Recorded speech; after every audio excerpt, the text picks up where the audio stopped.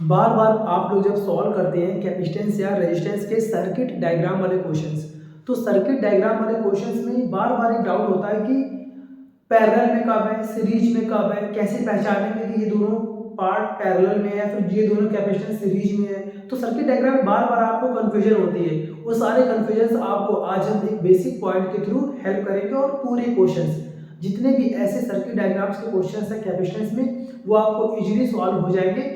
तो जितने भी आपको इस तरह के कॉम्प्लिकेटेड टाइप के डायग्राम्स दिख रहे हैं आपको बोर्ड पे यहाँ पर कि पैरेलल में कब है, सीरीज में कब है, क्या कब यहाँ पर हम सॉल्व करते हैं, सीरीज पैरेलल कॉम्बिनेशन लगाते हैं, वो सारे के सारे डाउट्स आज हम लोग पूरा क्लियर करते हैं। चलिए ध्यान। अब देखिए आज हम लोग पढ़ते हैं कैपेसिटेंस के न्यूमेरिकल्स, ठीक है ना। तो कैपेसिटेंस के न्यूमेरिकल्स में सबसे पहले हम फॉर्मूले को ध्यान देते हैं कि इसमें दो फॉर्मूले हैं, ठीक है। एक है सीरीज और एक है पैरेलल फॉर्म में, ठीक है। तो जो यहाँ पर पहला यहाँ पर पार्ट है सीरीज कॉम्बिनेशन, सीरीज कॉम्बिनेशन। तो सीरीज के लिए फॉर्मूला होता है 1/c is equal to 1/c1 plus 1/c2 plus 1/c3, ठीक है। और दूसरा यहाँ पर है पैरेलल कॉम्बिनेशन। पैरेलल कॉम्बिनेशन में फॉर्मूला आ जाता है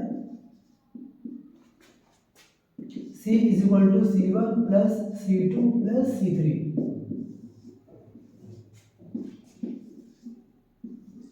इस तरह के फार्मूले आपने पढ़े थे पहले रेजिस्टेंस में, आपको याद होगा, ठीक है ना।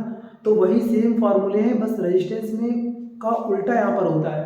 रेजिस्टेंस में सीरीज में रेसिप्रोकल वैल्यू नहीं होती है और पैरेलल में रेसिप्रोकल वैल्यू होती है, तो उसी का उल्टा फॉर्म यहाँ पर कैपेसिटेंस है। तो आपको थोड़ा सा यहाँ पर ध्यान रखना पड़ेगा फार्मूले। अब देखिए हम देखते हैं यहाँ पर कुछ क्वेश्चंस को।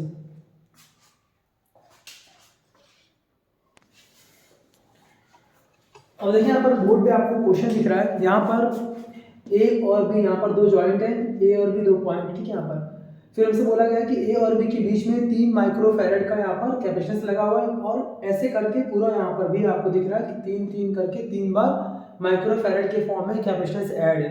और आपको क्वेश्चन बताना है कि इक्विवेलेंट कैपेसिटी क्या होगी, मतलब कि रिजल्टेंट क्या होगा इन पूरे कैपेसिटर्स का। तो यहाँ पर देखिए कैसे करते हैं। सबसे पहला काम यहाँ पर क्या होता है कि हम जॉइंट को देखते हैं। ऐसे क्वेश्चनों को करने के लिए पहले जॉइंट्स का ध्यान रखते हैं, ठीक है। यहाँ पर एक जॉइंट यहाँ पर है और एक जॉइंट यहाँ पर है, तो दो जॉइंट के बीच में हम देखते हैं। तो ये अगर जॉइंट से स्टार्ट करें अगले जॉइंट तक पहुँचने के लिए, तो ये सिंगल वायर है, एक सिंगल वायर है। जहाँ तक आपको जितने कैपेसिटेंस एक ही तार में एक ही वायर में ऐड हो उन सबको हम लोग सीरीज में मानते हैं, ठीक है ना। तो कहने का मतलब कि जब हम ए से पहुंच रहे हैं बी पर, दो रास्ते हैं, एक तो ए से बी ऐसे जा रहे हैं और एक है कि एक लंबा वाला आपको दिख रहा है डिस्टेंस ऐसे करके ये तार। तो इस पूरे तार में आपको दिख रहा है कहीं पर भी अलग से कोई दूसरा वायर ऐड नहीं है, कोई दूसरा तार ऐड नहीं है, ऐसे करके यहाँ पर हम लोग जा रहे हैं। तो ये पूरा पार्ट किसमें होगा, सीरीज में। तो ऐसे बोलेंगे यहाँ पर सिंस मान लिया हमने इसको C1, इसको मान लिया हमने C2, C3 और C4। तो ऐसे करेंगे C1, C2 and C3 R series. ये पूरे किसमें, सीरीज में है। तो सीरीज वाले केस में यहाँ पर कैसे निकालेंगे इसका रेजिस्टेंस, कैपेसिटेंस हम लोग देयरफॉर लगा देंगे फॉर्मूला यहाँ पर 1/c इज इक्वल टू होता है 1/c1 plus 1/c2 plus 1/c3। यहाँ तक आ रहा है, ठीक है। देखिए इसके बाद से यहाँ पर यहाँ तक बराबर हो रहा है। अब देखिए ध्यान से यहाँ पर, चलिए इसको यहाँ पे कर दे रहे, ठीक है। अब तो यहाँ पर आ रहा 1/c, तो यहाँ पर सॉल्व कर लेंगे तो आ जाएगा 1/c is equal to 1/c1 1/c2 1/c3। तो इस फॉर्मूले को हम जो अप्लाई कर रहे हैं वो अप्लाई कर रहे हैं C2, C3 और C4 के लिए। तो हमने यहाँ पर ऐसे कर दिया C4, C2 और C3, ठीक है। इन तीनों के लिए अप्लाई किया हमने, ठीक फॉर्मूला। तो यहाँ पर कितना आ गया 1/3 प्लस 1/3 प्लस 1/3। पूरा सॉल्व कर लेंगे तो आ जाएगा 1/c इज इक्वल टू, इन तीनों का एल्सियम कितना आएगा 3 और ऊपर जा गया 3 कैंसिल आउट, तो यहाँ से हमारा C निकल के आ गया 1 माइक्रोफैरेड, ये निकला है पूरा। यानी कि इन तीनों को मिलाकर हमारा एक बन गया 1 माइक्रोफैरेड, ठीक है। अब उसके बाद से ये पूरा पार्ट मतलब इस पॉइंट से इस पॉइंट की बात करें तो इसमें दो रास्ते बताए थे आपको हमने, एक ये रास्ता और एक ये रास्ता। तो इस पूरे रास्ते की बात करें तो इस पूरे का आंसर कितना आ गया, 1 माइक्रोफैरड आ गया। तो क्वेश्चन अगर समझे हम लोग तो कुछ हमारा डायग्राम ऐसे दिखाई पड़ेगा, यहाँ पर ए है और यहाँ पर बी है और बीच में एक लगा हुआ कैपेसिटर कितने का, 3 माइक्रो फैरेड का, ठीक है यहाँ पर। और इसके बाद से यहाँ पर ऐसे करके जो यहाँ पर देखिए आपको ऐसे ये पूरा, तो इन तीनों को मिलाकर हमारा सिर्फ एक आंसर आया है, वो है 1 माइक्रोफैरेड। तो मैंने यहाँ पर लगा दिया ऐसे करके 1 माइक्रोफैरेड। ये आपको डायग्राम मैंने समझाने के लिए बनाया है कि ये तीनों मिलकर हमारा एक मतलब सिंगल बन गया, ठीक है ना।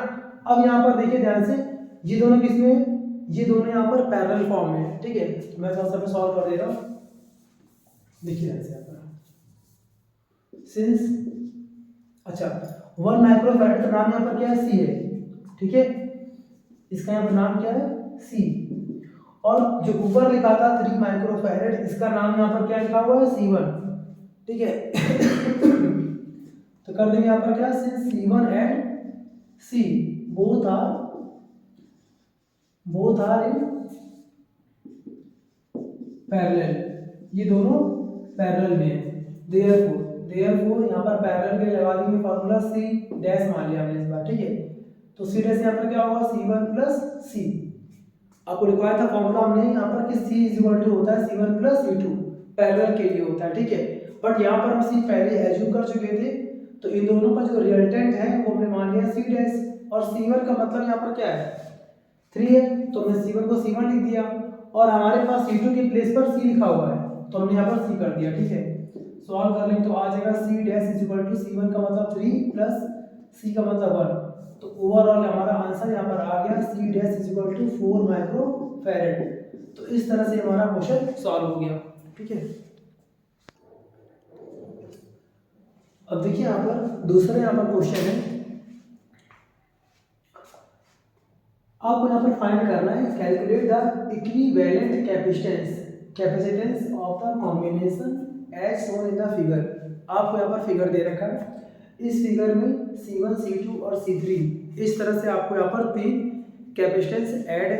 आपको बताना है कि इस पूरे कॉम्बिनेशन का जो रिजल्टेंट आएगा उसकी यहाँ पर वैल्यू क्या होगी, ठीक है ना। चलिए कैसे करेंगे, बहुत ही सिंपल है, ध्यान से आपको समझना है कैसे यहाँ पर करेंगे। तो यहाँ पर C1 है, यहाँ पर C2 और यहाँ पर C3 है, ठीक है। आपको यहाँ पर एक लॉजिक लगाना है, सिंपल सी बात है। लॉजिक को यहाँ पर कौन सा है कि जितने भी कैपेसिटेंस एक ही वायर से एक ही तार से कनेक्ट हैं वो सारे आपस में सीरीज में होंगे, ठीक है।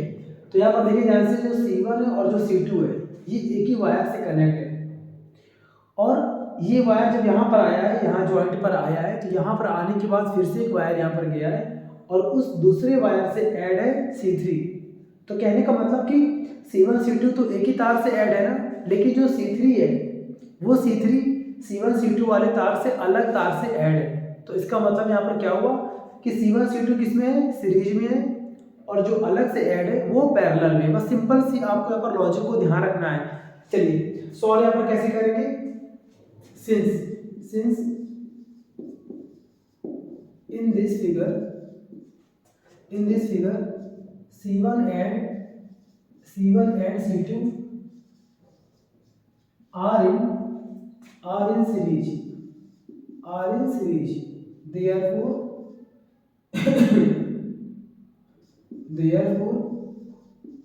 the resultant of C1 and C2, इन दोनों का यहाँ पर हम फाइंड करेंगे रिजल्टेंट। कैसे फाइंड करेंगे, मान लिया हमने C मान लिया, तो C इज इक्वल टू हो गया यहाँ पर। चलिए सीरीज के लिए फॉर्मूला अप्लाई कर देंगे, तो 1/C इज इक्वल टू पढ़ा था फॉर्मूला 1/C1 प्लस 1/C2 होता है। दो बार ही यहाँ पर दो बार लगाएंगे, तो यहाँ पर आ जाएगा 1/C is equal to 1/C1। तो C1 की यहाँ पर वैल्यू है 5 प्लस C2 की यहाँ पर वैल्यू 10 है।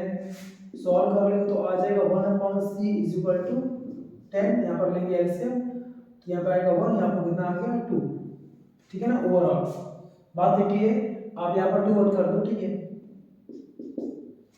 तो यहाँ पर आ गया 1/C इज इक्वल टू 3/10, और इसी को हम बोल सकते हैं उल्टा करके कि सी हमारा आ चुका है 10/3 माइक्रोफैरेड, ठीक है।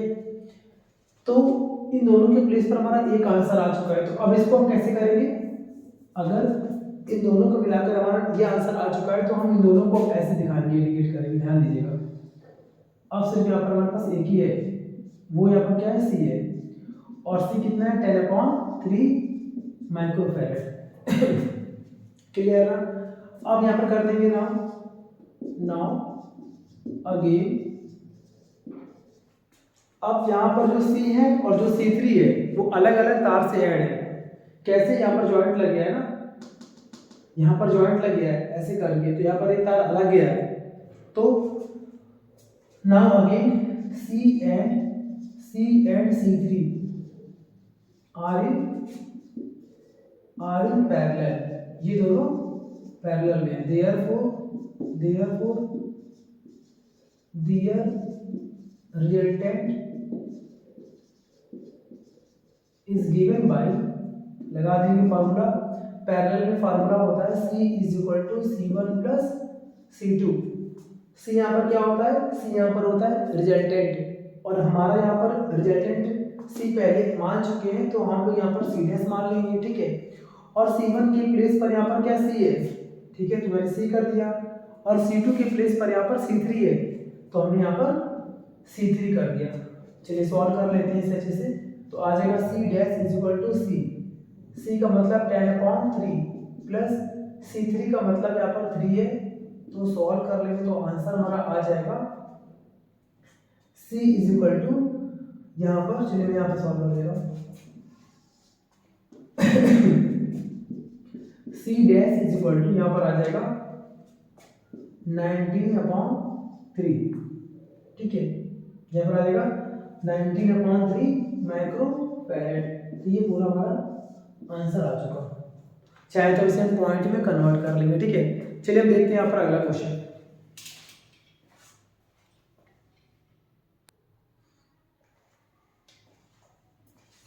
अब यहाँ पर हमारे पास एक और यहाँ पर क्वेश्चन है। इसमें हमसे कहा गया है कि ए और बी, ए पॉइंट और बी पॉइंट, इन दोनों पॉइंट के बीच का जो इक्विवेलेंट कैपेसिटेंस है उसकी वैल्यू हमें पता है कितना है, 2 माइक्रोफैरेड है, ठीक है। ए और बी के बीच का पूरा ओवरऑल मिलाकर जो हमारा आएगा इक्विवेलेंट कैपेसिटेंस, वो यहाँ पर मान लिया हमने 2 माइक्रोफैरेड है, ठीक है।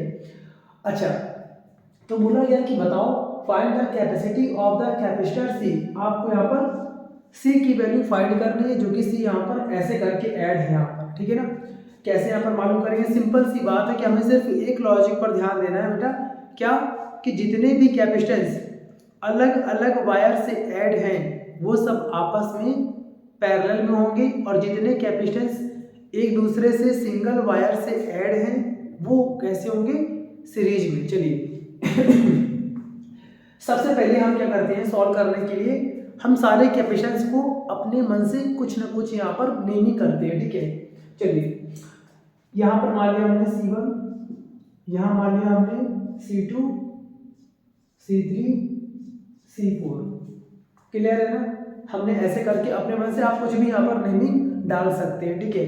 अब कैसे करेंगे, यहाँ पर ध्यान देने वाली क्या बात है कि सिर्फ C3 है और जो C4 है, C3 और C4 ये दोनों अलग अलग वायर से ऐड है। कैसे, यहाँ पर वायर है, जैसे हम यहाँ पर आ रहे, यहाँ पर ज्वाइंट हो गया, ज्वाइंट के बाद जो भी वायर मिलेगा वो अलग माना जाएगा, ज्वाइंट के बाद जो भी आपको वायर मिलेगा वो अलग माना जाएगा।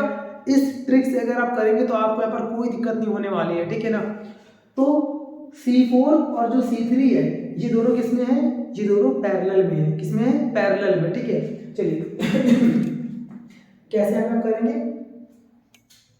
Since C4 and C3 are in parallel, therefore their resultant मान लिया हमने C', इन दोनों का हमने मान लिया रिजल्टेंट C'। तो देखिए पैरेलल में फार्मूला क्या होता है रिजल्टेंट का, C = होता है C1 + C2, बट हमारे पास C3 और C4 है, तो हम यहाँ पर क्या करेंगे, C3 और यहाँ पर C4 कर लेंगे और हमने यहाँ पर मान लिया C डैश। क्लियर ना? ठीक है। क्योंकि हमारे पास पहले से यहाँ पर C है। ठीक है, चलिए सॉल्व कर लेंगे। तुम्हारा आ जाएगा C dash is equal to C3 2 + 2 overall 4 micro farad. ये हमारा निकल के आ गया C डैश। जैसे हमारा निकल के आएगा तो अब हम इन दोनों को एक बार दिखाएंगे, ध्यान दीजिएगा। अब कुछ हमें ऐसा देखने को मिलेगा, दोनों का यहाँ पर इक्विवेलेंट है। बहुत ध्यान से आपको समझना है यहाँ पर ये बात कि उन दोनों का रिजल्टेंट अगर आया है ना 4, तो दोनों को मिलाकर एक बार लिखना है। तो हम ऐसे लिख देंगे यहाँ पर, ये देखिए ऐसे करके, ये है पूरा 4 माइक्रो फैरेड। और नाम क्या है इसका? इसका नाम हो गया C डैश। क्लियर ना? अब ध्यान दीजिएगा, ये 4 माइक्रो फैरेड यानी कि C dash and C1 both are connected in a single wire. ये दोनों के दोनों एक ही वायर से कनेक्ट हैं। Therefore these are assume in series not parallel, क्योंकि दोनों के दोनों यहाँ पर एक ही वायर से कनेक्ट है। तो यहाँ पर कैसे करेंगे? सिंस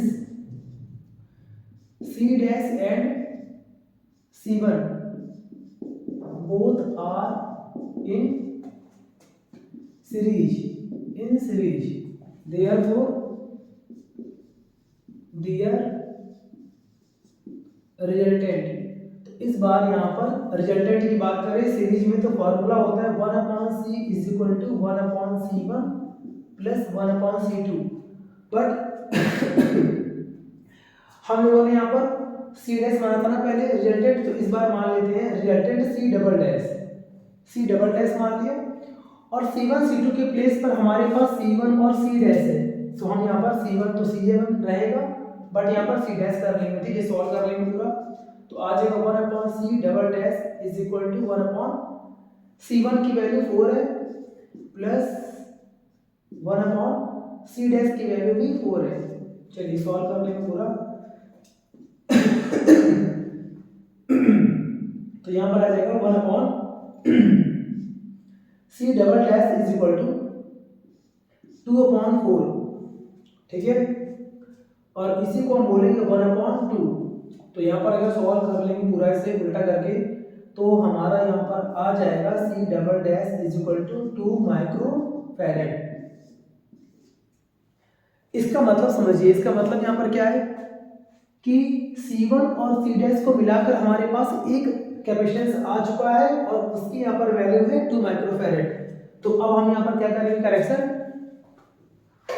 अब हम यहाँ पर इन दोनों को इरेज करके और एक मान लेंगे यहाँ पर पूरा, ऐसे करके पूरा एक मान लिया हमने यहाँ पर। तो अब यहाँ पर दिखा देंगे सिर्फ एक, वो कितना है? 2 माइक्रोफैरेड। 2 माइक्रोफैरेड। और इसका नाम यहाँ पर क्या है? इसका नाम है C डबल डैश। क्लियर ना? चलिए अब यहाँ पर सॉल्व करते हैं आगे। ध्यान दीजिएगा, यहाँ पर हमें क्या दिख रहा है? यहाँ पर हमें जॉइंट दिख रहा है। यहाँ पर जॉइंट है ना, जॉइंट का मतलब C डबल डैश और यहाँ पर क्या C2 है। तो C डबल डैश और C2 ये दोनों के दोनों अलग अलग वायर से ऐड है, क्योंकि यहाँ पर जॉइंट लग चुका है। तो यानी कि ये दोनों किसमें होंगे? ये दोनों होंगे पैरेलल में, क्योंकि वायर अलग हो चुका है। तो यहाँ पर कैसे करेंगे आप? सिंस, ध्यान दीजिएगा, since C double dash and C2 both are in parallel therefore चलिए मैं इसको ऐसे कर देता हूं, ध्यान दीजिएगा। therefore their resultant, उनका यहाँ पर निकालेंगे रिजल्टेंट।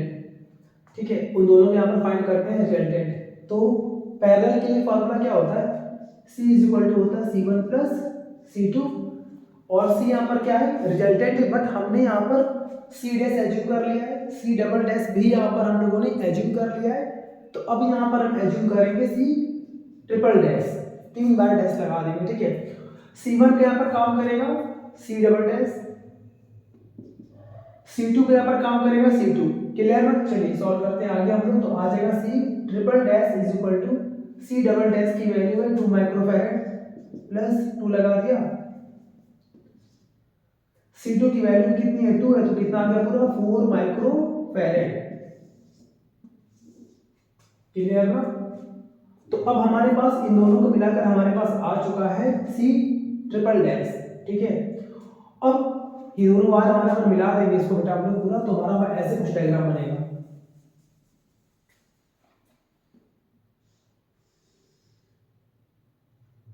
ठीक है, और उन सबको मिलाकर हमारा क्या आ चुका है C ट्रिपल डैश। तो C ट्रिपल डैश मान लेंगे अब उन दोनों को मिलाकर। ठीक है, और उसका आंसर कितना है? इसका आंसर है 4 माइक्रो फैरेड। अब आपको दिख रहा है ना कि यहाँ पर C ट्रिपल डैश और यहाँ पर C, ये दोनों किसमें है? ये दोनों एक ही वायर से कनेक्ट है, therefore these are in series. तो फिर से यहाँ पर कर देंगे since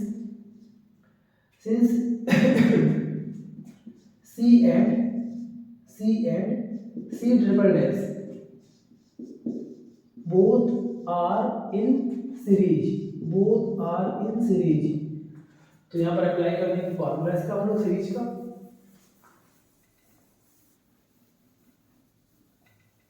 triple dash both are in series. अगर ये दोनों सीरीज में है तो सीरीज के लिए फॉर्मूला यहाँ पर अप्लाई कर देंगे। तो देयरफॉर देयर रिजल्टेंट, इस बार अच्छा सीरीज का फॉर्मूला क्या होता है? 1/c is equal to 1/c1 plus 1/c2, ये होता है फॉर्मूला। ठीक है, लेकिन हम लोग यहाँ पर कैसे करेंगे? c को हम लोग बोलेंगे CAB, क्योंकि इन दोनों को अगर मिलाकर निकालेंगे ना इक्विवेलेंट, तो वो A और B के बीच का इक्विवेलेंट आएगा, तो उसको हमने मान लिया CAB। C1 की वैल्यू यहाँ पर C है, तो हमें C करना पड़ेगा, और C2 की यहाँ पर वैल्यू है C ट्रिपल डैश, तो हमें यहाँ पर करना पड़ेगा बेटा C ट्रिपल डैश। ठीक है, उसके बाद से क्वेश्चन में साफ क्वेश्चन में गिवन था कि CAB मतलब कि A और B के बीच का इक्विवेलेंट कैपेसिटेंस की वैल्यू आपको दे रखी है 2 माइक्रो फैरेड। अप्लाई कर देंगे यहाँ पर, तो 1/C फाइंड करना है, प्लस 1/C ट्रिपल डैश की वैल्यू 4 है, 4 लगा देंगे, सॉल्व कर लेंगे पूरा हम लोग। तो 1/2 प्लस है, ट्रांसपोज करेंगे माइनस 1/C, और इसे हम लोग सॉल्व कर लेंगे अच्छे से। तो यहाँ पर आ जाएगा पूरा 4, इसका लेंगे एक्शन तो आएगा 2 - 1, यहाँ पर आ गया 1/C, पूरा सॉल्व कर लेंगे तो आएगा 1/4, यहाँ पर आ गया 1/C। ठीक है, और इसी को अगर हम उल्टा करेंगे तो हमारा आंसर आ गया C is equal to 4 micro farad, यानी इस वाले C की वैल्यू हमारी आ चुकी है 4 माइक्रो फैरेड। क्लियर ना? तो इस तरह से हम लोग यहाँ पर क्वेश्चन को सॉल्व करना है। सिंपल सी बात यहाँ पर बस ध्यान रखनी है आपको कि अगर सेम वायर है तो सीरीज, डिफरेंट वायर है with the help of dot या joint that are known as parallel. ठीक है ना? चलिए कॉपी कर लीजिए इसे अच्छे से।